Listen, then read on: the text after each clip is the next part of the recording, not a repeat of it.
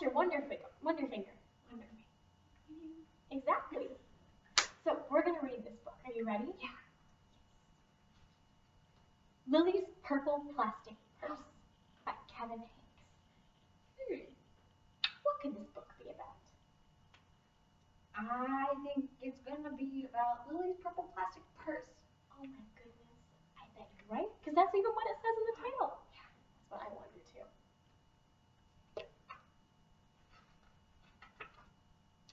Lily loved school. I love school. She loved pointy pencils. She loved the squeaky chalk. And she loved the way her boots went clickety-clickety-clack down the long, shiny hallways. Lily loved the privacy of her very own desk. She loved the fish sticks and the chocolate milk every Friday in the lunchroom. Straws make everything taste better. That's so true. And most of all, she loved her teacher, Mr. Slinger. Mr. Slinger was as sharp as a tack. He wore artistic shirts. He wore glasses on a chain around his neck. And he wore a different colored tie for each day of the week. Oh my goodness, That's a lot of ties. That's a lot of ties. About 7, yeah. Wow, said Lily. That was just about all she could say. Wow. Instead of greeting students or good morning peoples, Mr. Slinger winked and said howdy. He thought that desks and rows were old-fashioned and boring. Do you rodents think you can handle a semicircle? Do you know what a semicircle is? Is it like half a circle? Exactly, it's half a circle. And he always provided the most tasty snacks, things that were curly and crunchy and cheesy. I want to be a teacher when I grow up, said Lily. Me too, said her friends, Chester, Wilson, and Victor. At home, Lily pretended to be Mr. Slinger. I am the teacher, she told her baby brother, Julius. Listen up. Lily even wanted her own set of deluxe picture encyclopedias.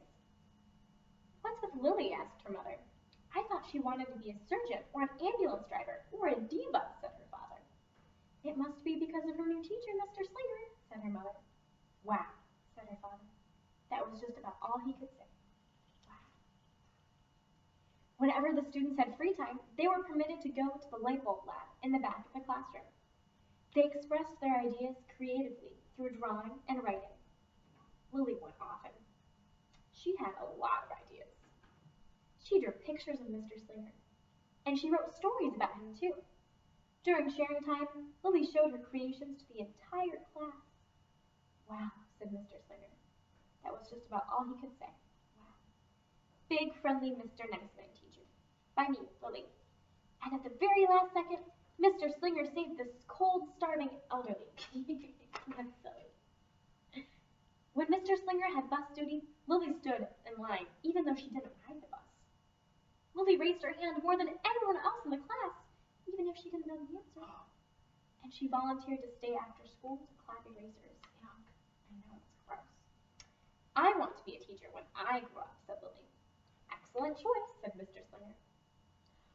One Monday morning, Lily came to school especially happy. She had gone shopping with her Granny over the weekend.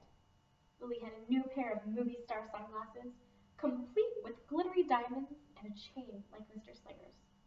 She had 3 shiny quarters, and best of all, she had a brand new purple plastic purse that played a jaunty tune when it was opened. You know, I wonder what song it played. What do you think? Yeah? I wonder if it played If You're Happy and You Know It, Clap Your Hands. I like that song a Me lot. too.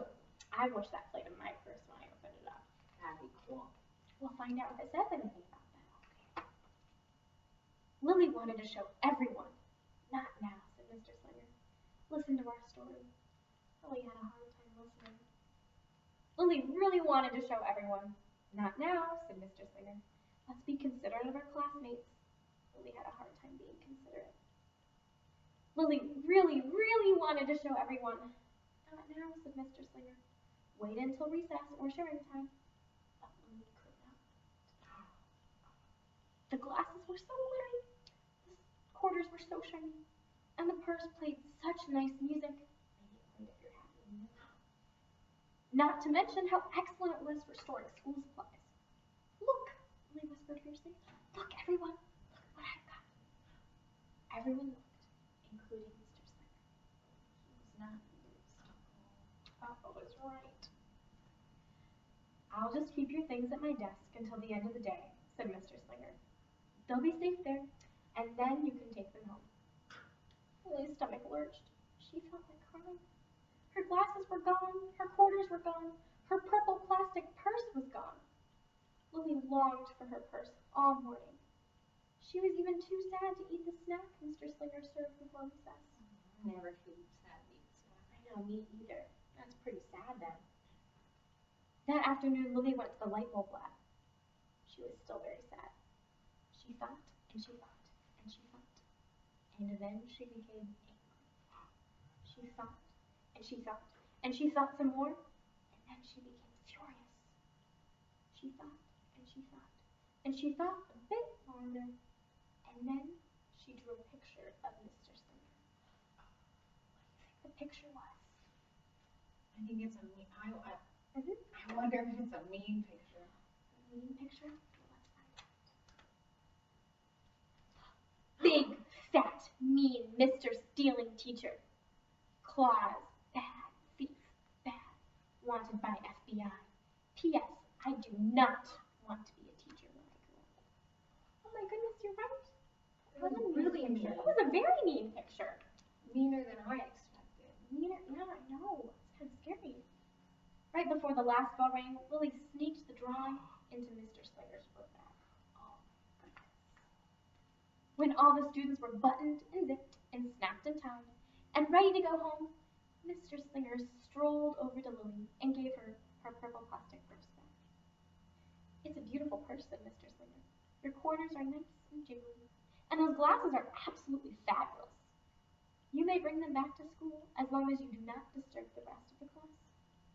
I do not want to be a teacher when I grow up, Lily said, as she marched out of the classroom. On the way home, Lily opened her purse. Her glasses and quarters were inside, and so was a note from Mr. Slinger. It said, today was a difficult day. Tomorrow will be better. There was also a small bag of tasty snacks at the bottom of the purse.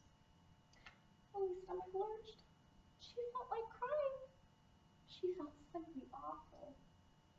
Lily ran all the way home and told her mother and father everything. Instead of watching her favorite cartoon, Lily decided to sit in an uncooperative chair. I'll stay here a million years for Mr. Slinger. Why does everything always happen to me? 1051, 1052, 1099. That's not how it goes. That's not how it goes, you're right. That night, Lily drew a new picture of Mr. Slinger and wrote a story about him, too. Lily was really, really sorry, so everyone forgave her. Even her parents, even her stinky baby brother, even her especially incredible teacher. And then the sun shined its smiley face down on everyone and everything, even the bugs and worms. The end. That's a happy story. That's a much happier story. Listen up, I forgive everyone. Kind, good, nice, could be principal. I am really, really, really, really, really, really, really sorry. Worms, bugs. Oops. She stepped on one. Lily's mother wrote a note, and Lily's father baked some tasty snacks for Lily to take to school the next day. I think Mr. Slinger will understand, said Lily's mother. I know he will, said Lily's father. Who could resist my nose for his cheese balls? The next morning, Lily got to school early. These are for you, Lily said to Mr. Slinger, because I'm really, really, really, really, really, really, really, really, really, really, really, really, really, really, really, really sorry. Do you think he'll forgive her? Yeah. I wonder if he forgives her and he gives her a hug. That would be so nice, wouldn't it? Let's find out. Okay. Mr. Slinger read the story, and he looked at the picture, and he read the note, and he sampled the snacks. Yum yum. Wow, said Mr. Slinger. That was just about all he could say. Wow. Good job. What do you think we should do with this? Asked Mr. Slinger. He held up a bad note. Could we just throw it away? Asked Lily. Excellent idea, said Mr. Slinger. It's like having an extra pocket with a radio inside. 3/4 are even better than a dollar bill because they make noise. Glamorous protection from harmful rays. During sharing time, Lily demonstrated the many uses and unique qualities of her purple plastic purse, her shiny quarters, and her glittery star sunglasses. Then she did a little performance using them as props. It's called interpretive dance, said Lily. Mr. Slinger joined in. Wow, said the entire class. That was just about all he could say. Wow, exactly. Look at you, you could join her. Throughout the rest of the day, Lily's purse and quarters and sunglasses were tucked safely inside her desk. She peeked at them often, but they did not disturb a soul. Right before the last bell rang, Mr. Slinger served Lily snacks to everyone's delight. What do you want to be when you grow up? Asked Mr. Slinger. A teacher, everyone responded. Lily's response was the loudest. Excellent choice, Mr. Slinger. As the pupils filed out of the classroom, Lily held her purple plastic purse close to her heart. Mr. Slinger was right. It had been a better day. Lily ran and skipped and hopped and flew all the way home. She was so happy, and she really did want to be a teacher when she grew up. That is, when she didn't want to be a dancer, or a surgeon, or an ambulance driver, or a diva, or a pilot, or a hairdresser, or a scuba diver. The end. Yeah.